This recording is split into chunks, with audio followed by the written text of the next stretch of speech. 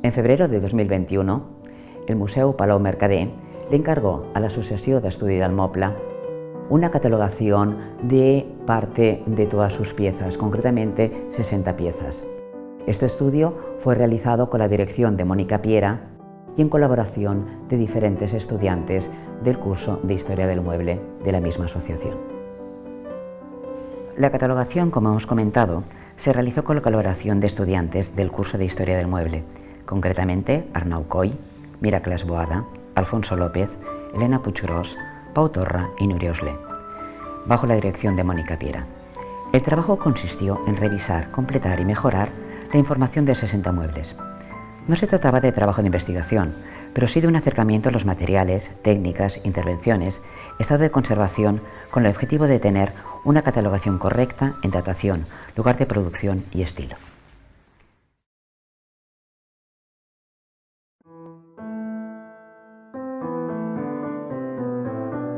El Palacio conserva muebles diversos e interesantes y hemos escogido unos para mostrar y compartir en este 360 grados. Una de estas piezas son los escritorios napolitanos de Can Mercader.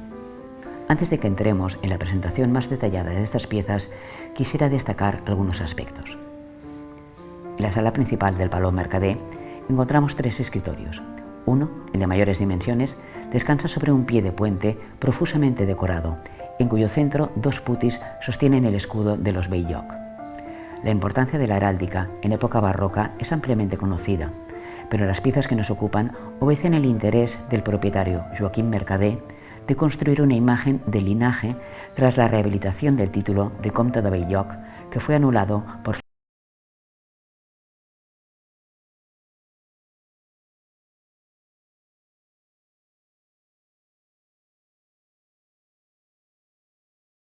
forman un conjunto y anteriormente pertenecieron a la familia Armengol, después Peguera, barones de Rocafort. Y vemos que los escudos que presiden sus pies de puente son diferentes a los de la familia Bell-lloc. Ana Ferrando, en su artículo publicado en 2017, Las obras barrocas del Palau Mercader, comenta que se encontró información respecto a estas piezas en el catálogo de 1902 y más detalladamente en los manuscritos preparatorios de dicho catálogo. Estas y otras obras fueron vendidas por doña Manuela de Peguera, baronesa de Rocafort, a su primo el conde de Bell-lloc, el día 16 de abril de 1859 por 4.400 reales. Como apuntó Ferrando, la compra de estas obras puede ser vista como favor del conde hacia su prima, pero también como un gesto de salvaguardia del patrimonio familiar de un linaje de gran importancia en la historia de la nobleza catalana.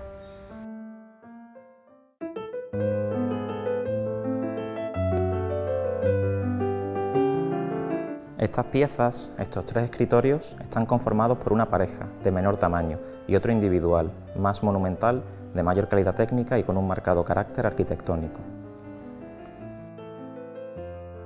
Se trata de un escritorio de ébano, decorado con un total de 33 placas de vidrio pintado con representaciones mitológicas en todo su frontal. El cuerpo está dividido en 3 calles, el central formado por un cajón que soporta una portezuela, esta a modo de portada que sale ligeramente del cuerpo del escritorio, flanqueada por 2 columnas salomónicas con fuste de carey, capitel y basa en latón calado con fondo de seda roja.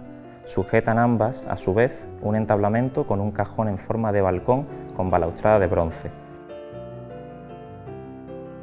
Las 2 calles laterales están formadas por 3 cajones, cada uno con 2 placas de vidrio enmarcadas por molduras. Todos los espacios entre pinturas quedan enriquecidos con aplicaciones de chapa de latón con motivos vegetales. La estructura principal aparece rodeada en sus laterales por 2 secciones en resalte con 3 placas de vidrio pintado cada una, en vertical y separadas por placas de carey. El ático o friso superior cuenta con 6 placas de madera que simulan vidrios pintados horizontalmente.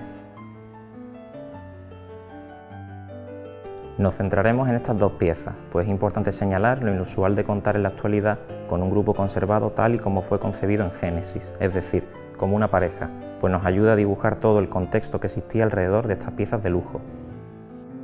En cuanto a su uso y origen, originalmente, en la primera mitad del siglo XVI, funcionaban como una suerte de archivillo para guardar los documentos de la casa.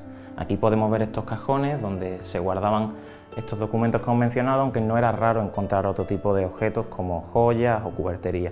También es interesante compararlos con los que hemos estudiado porque tienen una marcada horizontalidad. Son piezas que cuentan a su vez con una tapa abatible para proteger todos estos cajones y que cuentan con una decoración en taracea.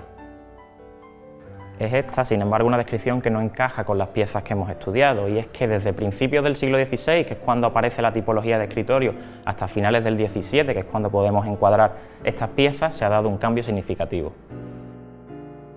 Y esta evolución no ha sido solamente formal, sino que ha arrastrado consigo toda la funcionalidad primitiva de la pieza, es decir, nos encontramos ante obras que ya no tienen esa función de depósito como en sus inicios, sino que tienen un marcado carácter simbólico.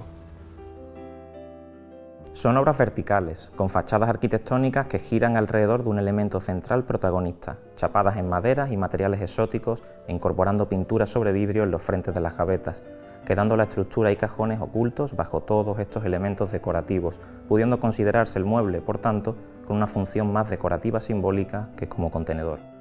Además, tiene cajones ocultos tras la portada, lo que acentúa esta idea. Son obras que nos hablan de las inquietudes de su dueño, también de su poder adquisitivo y de su bagaje cultural. En los vidrios encontramos desde mitología clásica hasta escenas del Antiguo Testamento, hasta literatura clásica. Y a todo eso hay que añadir que eran piezas de importación procedentes de Nápoles, por lo que requerían de un desembolso aún mayor para traerlas desde la península itálica, núcleo creador de estos escritorios. Contaban con talleres íntimamente relacionados con artistas de la talla de Luca Giordano y que inundaban los puertos de Baleares o Cataluña con sus vidrios, consiguiendo establecer toda una red internacional de lujo alrededor de estos y otros muebles. Y a sabiendas de todo esto, de lo que representan, es cuando se entiende mejor su localización en el salón principal del Palau. Junto al resto de piezas que aquí encontramos conformaban toda una narrativa que nos ayudaban a comprender quién era el dueño, quién era el que aquí vivía.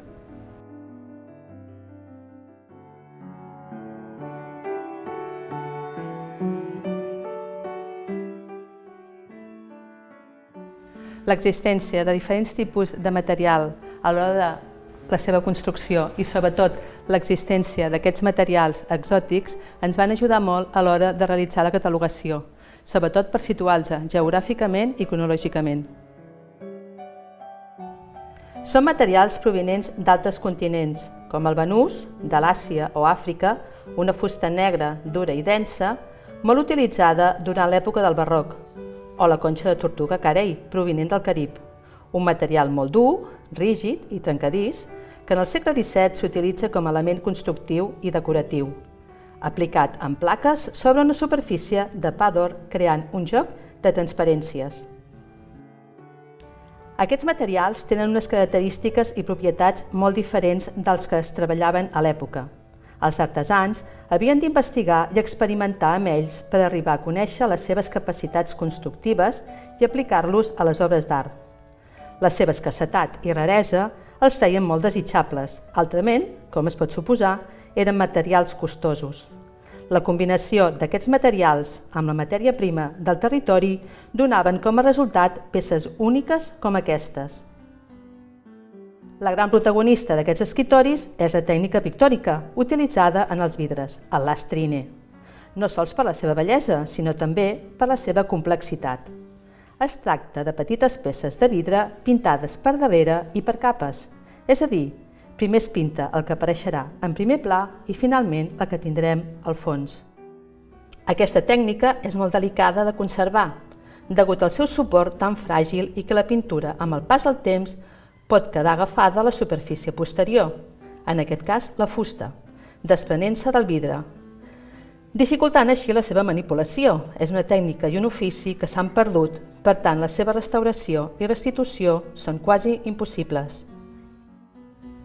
En aquests exemples del Palau podem observar com alguns vidres originals, que probablement es deurien trencar, han estat substituïts per rèpliques de menor qualitat imitant la tècnica de pintar en el vidre o en algun cas directament sobre la fusta. A l'hora de realitzar la catalogació hem descobert diversos aspectes a tenir en compte per futurs projectes d'investigació d'aquestes peces. Un dels descobriments l'hem trobat a analitzar la construcció i estructura dels calaixos, on s'observa que el seu acabat és més rude, amb cues d'orenella grosses i irregulars, comparats amb els napolitans, on les cues d'orenella són més primes i rectes, apareixent la hipòtesi de que els escritoris podrien haver-se construït aquí, amb la possibilitat de l'existència d'una manufactura mallorquina i que els vidres pintats fossin importats des de Nàpols. Un segon descobriment que hem trobat, analitzant aquestes peces, és la presència de pa de plata sota la xapa de carei, quan en altres estudis realitzats amb peces similars a aquestes no documenten el pa de plata, sinó que constaten que era pa d'or. I per últim, la troballa d'una inscripció en l'interior de la peça, que és una data, 1688. Aquesta coincideix amb la datació que nosaltres haguéssim establert, de manera que ens reafirma tot el que venim defensant. Són aquests 3 descobriments els de major rellevància relacionats amb aquestes peces i que obren possibles noves línies de recerca per al futur, per la qual cosa, novament, és necessari recordar la importància de dur a terme un exhaustiu procés d'estudi de les peces de mobiliari que esperen en els palaus i museus, tal vegada relegats per part de la història de l'art a un paper secundari o residual si el comparem amb les belles arts, i que no fa sinó recordar-nos el gran valor d'aquestes peces que esperen el seu torn per ser analitzades.